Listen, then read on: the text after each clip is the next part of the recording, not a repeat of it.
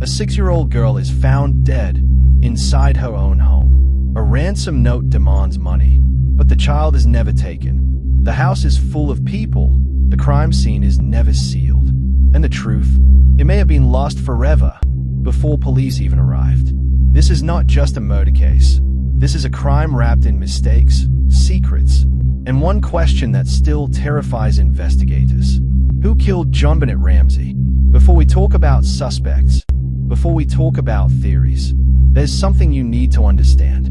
This case didn't fall apart because of lack of evidence. It fell apart because of what happened in the first few hours. Most murders don't happen on Christmas night, and most children don't die while their parents sleep only rooms away. But sometime between bedtime and sunrise, someone moved silently through this house. And when morning came, one child was already gone. Ransom notes are usually short, direct, terrifying. This one wasn't. It was long, emotional, almost theatrical, and it contained one detail so specific. Investigators would never stop asking, who else could possibly know this? This should have been the moment everything changed. The moment the house was locked down. The moment the truth was preserved. Instead, people were invited in, surfaces were touched, evidence disappeared. And with every passing minute, justice slipped further away. Hours passed. No kidnappers call. Then police asked the father to do something that would haunt this case forever.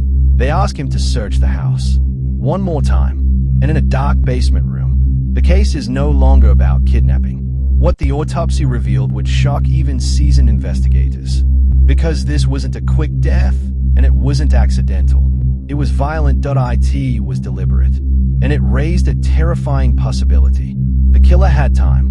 If an intruder did this, they entered quietly, they stayed for hours, they wrote a ransom note.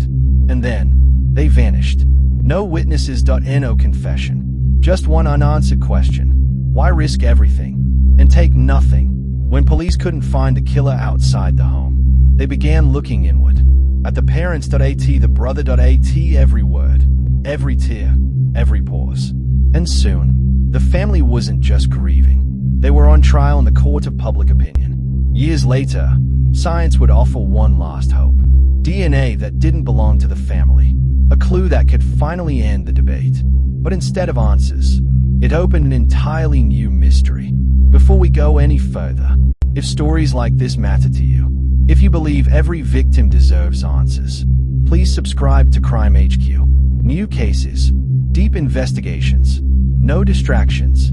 The basement of the Ramsey house was large, cluttered, and confusing. Multiple rooms, hidden corners, poor lighting. Police had done an early search, but missed one locked door. Behind it was the wine cellar. A small room. No windows, concrete floor. This was where JonBenét's body was eventually found. Investigators would later admit, the room should have been searched immediately. The crime scene should never have been reopened by family members. Evidence may have been permanently compromised. By the time her body was discovered upstairs, fibers, footprints, and positioning were already disturbed. The foundation of the investigation was cracked. As detectives reviewed the scene, a chilling possibility emerged. What if this crime wasn't spontaneous? What if it was staged? Key points that raised suspicion. Loose wrist bindings that did not restrain movement. Duct tape placed after death. A garrote made from household items. A ransom note written calmly, with time and privacy. Some experts believed the scene was manipulated to look like a kidnapping. The note was written to delay police suspicion. The killer may have been trying to control the narrative. This theory would become one of the most controversial aspects of the case. The autopsy revealed a massive skull fracture. But here's what shocked investigators. There was no scream. No neighbors heard anything. No signs of a violent struggle. Medical experts concluded JonBenét was likely struck with a blunt object. She was immediately unconscious. The blow came before the strangulation. This meant something terrifying. Someone hit her hard, then waited. Minutes, possibly longer. Enough time to think. Enough time to decide what to do next. Attention soon turned to JonBenét's older brother, Burke Ramsey. He was 9 years old. Police interviews showed flat emotional responses, inconsistent recollections, a lack of concern that troubled some viewers. One theory suggested a sibling accident occurred. Parents panicked. The scene was staged to protect their son. However, there was no physical evidence linking Burke. No confession. No proof he could construct the garrote. No DNA connection. Psychologists later warned against reading guilt into a child's behavior. Still, public suspicion never fully faded. The ransom note returned again, and again, and again. Handwriting analysts examined it extensively. Findings: Patsy Ramsey could not be eliminated as the author. Writing style similarities were noted. The tone matched dramatic phrasing used in her past writing. But she was never definitively identified as the writer. Experts disagreed sharply. No forensic proof confirmed authorship. Patsy maintained her innocence until her death in 2006. To this day, the note remains one of the most debated documents in criminal history. John Ramsey was calm, controlled, businesslike. Some saw strength, others saw detachment. Suspicion points raised. He discovered the body. He moved it. He attempted to arrange immediate travel after the murder. Fibers consistent with his clothing were found at the scene. But again, no direct evidence. No motive established. John Ramsey has consistently denied involvement and continues to push for advanced DNA testing. Years later, new forensic testing revealed something critical. Unknown male DNA was found on JonBenét's underwear, on her long johns. In 2008, Boulder police publicly stated the DNA did not belong to any Ramsey family member. The family was officially cleared. This shifted the case back toward the intruder theory. But critics argued the DNA could be secondary transfer. It was partial and incomplete.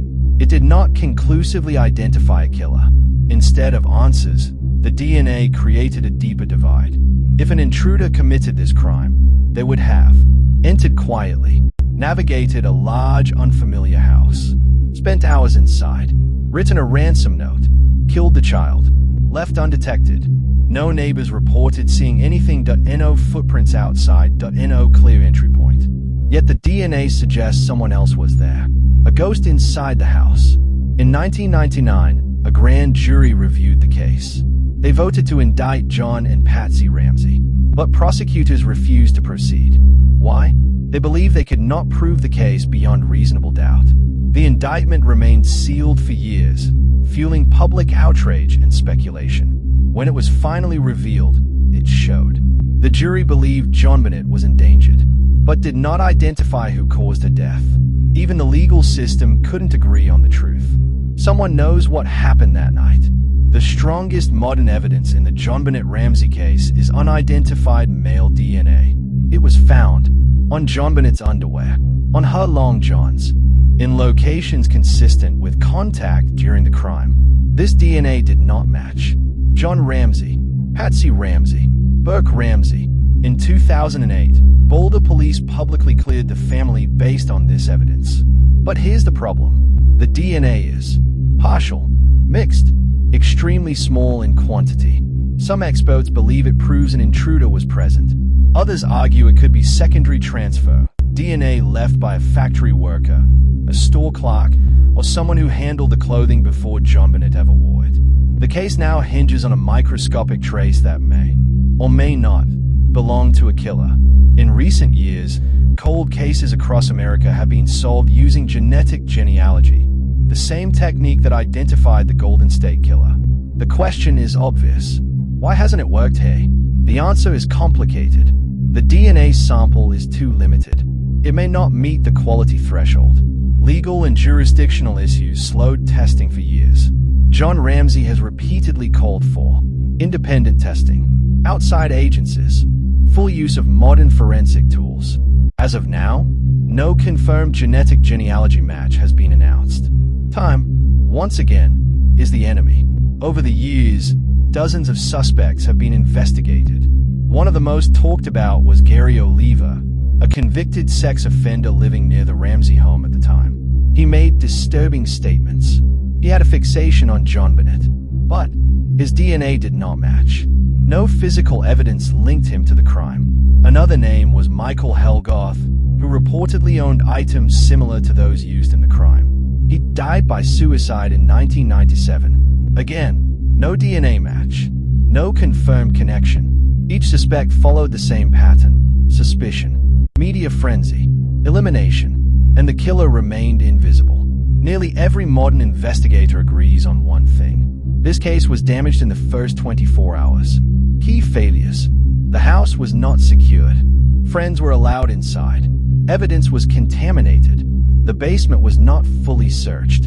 The father was allowed to handle the body. By the time JonBenét was discovered, the crime scene was already compromised. Some detectives later admitted, if this case happened today, it would be handled very differently. But it didn't happen today. It happened in 1996. And mistakes don't disappear with time. Few cases in American history were tried so aggressively outside the courtroom. Tabloids, talk shows, magazine covers. JonBenét became a symbol of beauty pageants, of wealthy families, of suspicion without proof. The Ramseys were judged not by evidence, but by tone of voice, facial expressions, and grief. This media storm created false narratives, public bias, pressure on investigators.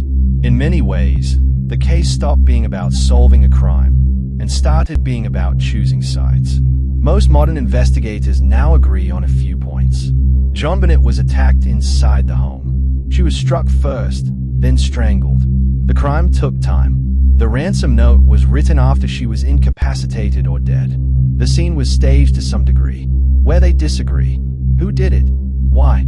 Whether the staging was panic or planning. There is no theory without holes, and no suspect without doubt. JonBenét Ramsey was not a symbol. She was a child, a real person whose life ended violently, and whose case exposed the danger of rushed assumptions, the consequences of poor police procedure, the power of media to distort justice. Her case is taught in criminology classes, studied by forensic experts, debated by investigators worldwide. Not because it's famous, but because it shows how fragile truth can be. Some way, there is a person who knows exactly what happened that night. They know how she was hurt. They know why the note was written. They know how the house stayed silent.